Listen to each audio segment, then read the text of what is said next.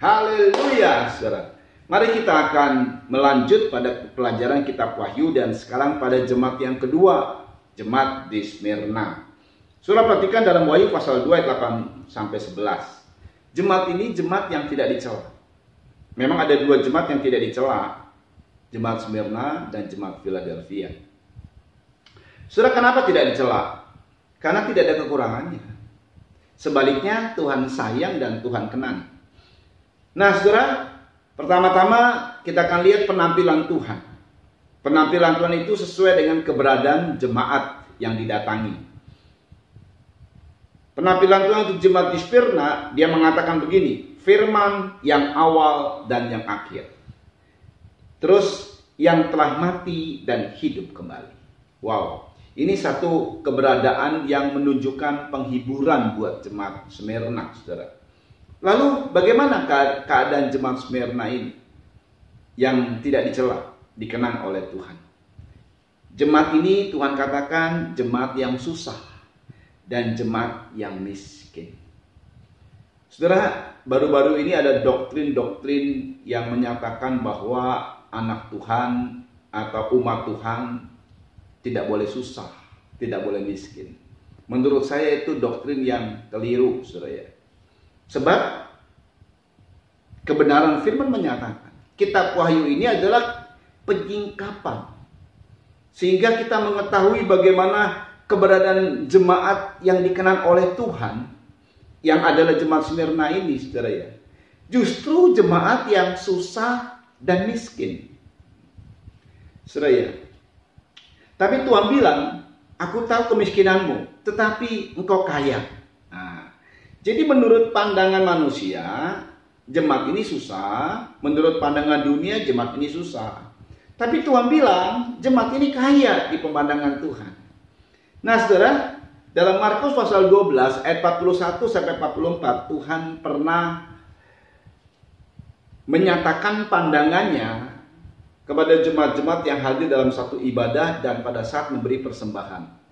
Ya, ayat 41, pada suatu kali Yesus duduk menghadapi peti persembahan dan memperhatikan bagaimana orang banyak memasukkan uang ke dalam peti itu.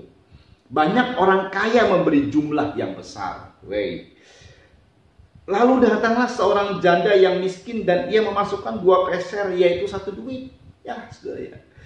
Kalau saya gembalanya nih ya paling tinggi 1 peser itu, atau yang cering itu, bunyi cering itu 1.000, saudara.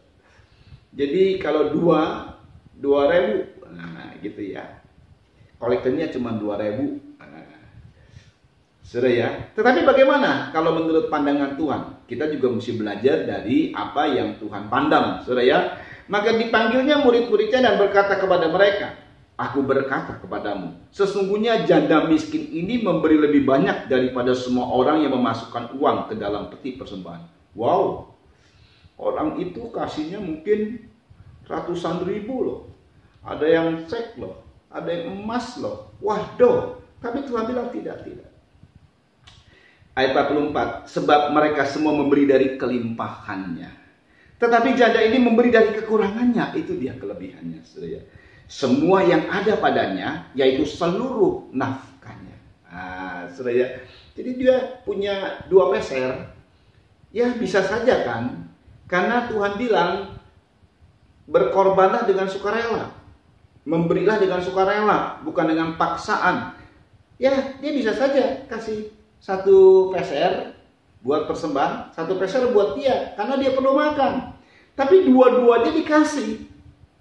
2 peser itu dikasih, itu adalah nafkahnya hari itu, saudara. Itu adalah hidupnya.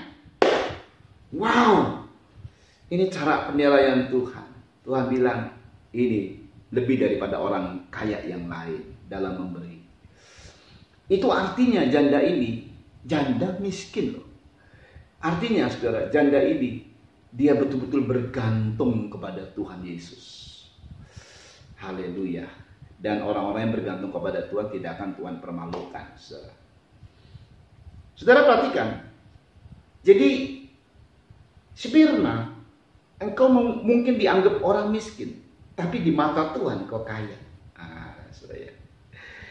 Sedangkan orang yang miskin di hadapan Tuhan seperti apa gerangan? Lukas 12 ayat 21.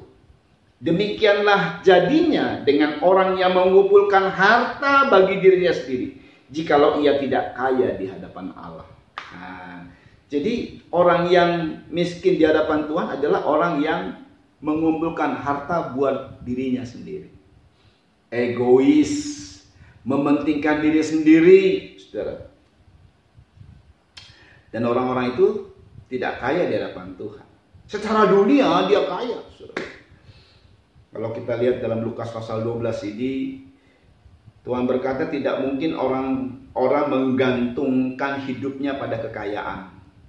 Nah, dikisahkanlah oleh Tuhan sebuah perumpamaan. Orang kaya, dia berpikir, dia bikin lagi lumbung, dia bikin lagi buat tempat menyimpan di mana hartanya nanti dikumpulkan. Kalau sekarang, wah, dia buka lagi bank, dia masukkan lagi deposito dan lain sebagainya. Setelah dia selesai begitu, Tuhan bilang, hari ini kau mati. Mati dia. Saudara ya, ini sekarang ini nih, di keberadaan adanya corona, maka nggak peduli orang kaya, nggak peduli orang miskin, khususnya nih orang kaya, saudara ya. Biasanya dengan keberadaan kekayaannya, kalau dia ada sakit apa begitu, segera cepat ke dokter, saudara. Dan cari dokter yang terbagus lah. Tapi sekarang ini rasanya uang tidak ada artinya. Jadi orang-orang yang mengalami ini betul-betul harus bergantung kepada Tuhan, pemegang hidup. Saudara ya, puji Tuhan. Saudara, lalu kelebihan dari jemaat Smyrna apa lagi? Dia itu biarpun difitnah, tapi dia tetap tabah, sabar. Difitnah oleh siapa? Oleh orang yang menyebut dirinya orang Yahudi, padahal sebenarnya jemaah iblis. Orang Yahudi ini adalah orang pemegang Taurat. Orang yang pegang Taurat itu adalah orang yang membenarkan diri sendiri, cari pembenaran gitu loh. Jadi kalau difitnah itu biasanya orang yang suka memfitnah adalah orang yang suka cari pembenaran. Itu pasti suka memfitnah, saudara. Saudara, dalam keadaan yang demikian, Tuhan mengingatkan kepada jemaat Smyrna, jangan takut dengan penderitaan. Beberapa orang akan mengalami kesusahan. Udah susah, susah lagi. Nah, ada memang jemaat yang demikian, saudara ya. Udah susah, dia mengalami susah. Tapi dia tabah. Aduh, orang-orang ini disayang sama Tuhan. Ya, saudara perhatikan, Tuhan bilang setia sampai mati. Sama seperti Yesus, dia telah mati dalam kesetiaan. Luar biasa. Lalu kemudian Tuhan memberi penghiburan. Aku akan mengaruniakan mahkota kepadamu kalau engkau setia sampai mati. Nah, saudara ya, memang ada jemaat ya, memang, atau ada hamba-hamba Tuhan atau ada jemaat yang hidupnya susah, bahkan kemudian jadi martir, saudara. Tapi Tuhan sayang sama mereka. Tuhan hormat sama mereka, saudara ya. Nah, saudara, lalu beberapa poin terakhir Tuhan bilang gini untuk jemaat di Smyrna. Siapa yang bertelinga hendaklah mendengar apa kata Roh, dan siapa yang menang tidak akan mengalami kematian yang kedua. Saudara, Wahyu 20 ayat 14. Kematian kedua, apa yang dimaksud dengan kematian kedua? Lalu maut dan kerajaan maut itu dilemparkanlah ke dalam lautan api. Itulah kematian yang kedua, lautan api atau neraka. Saudara, perhatikan. Jadi Tuhan berkata, maka kalau engkau menang tidak akan mengalami kematian kedua. Itu kematian yang mengerikan, saudara. Dan hanya Tuhan yang bisa memasukkan manusia pada kematian yang kedua. Hanya Tuhan yang punya hak. Itu sebabnya siapa yang kita takuti? Lukas 12 ayat 4 sampai 5. Aku berkata kepadamu, hai sahabat-sahabatku, janganlah kamu takut terhadap mereka yang dapat membunuh tubuh dan kemudian tidak dapat berbuat apa-apa lagi. Jadi dengan kata lain, jemaat Smyrna ini dianggap oleh Tuhan sahabat-sahabatku, karena mereka mengalami kesusahan. Mereka menderita, bahkan mungkin ada yang martir, saudara ya, mati syahid. Aku akan menunjukkan kepada kamu siapakah yang harus kamu takuti. Takutilah dia yang setelah membunuh mempunyai kuasa untuk melemparkan orang ke dalam neraka. Sesungguhnya aku berkata kepadamu, takutilah dia. Virus corona paling membuat orang mati dalam kematian pertama. Tapi takutilah dia, kalau kita tidak bertobat, maka dia akan membawa manusia yang tidak bertobat masuk dalam kematian kedua, api neraka. Setelah itu sebabnya mari kita harus hormat dan takut kepada Tuhan. Jadi perhatikan baik-baik. Jangan kecil hati, jangan sedih hati. Kalau memang kita lagi miskin, susah, apalagi dalam keadaan krisis begini, Tuhan pasti akan membela kita, saudara. Biarpun enggak berlebih-lebihan, tapi Tuhan akan mencukupkan kita. Seperti doa yang diajarkan oleh Tuhan. Berikanlah kepada kami makanan kami yang secukupnya. Ya, untuk memelihara hidup kita, pasti Tuhan akan membela kita. Saudara, jadilah jemaat yang tidak dicela. Jadilah jemaat yang disayang. Jadilah jemaat yang dikenang oleh Tuhan. Tuhan memberkati.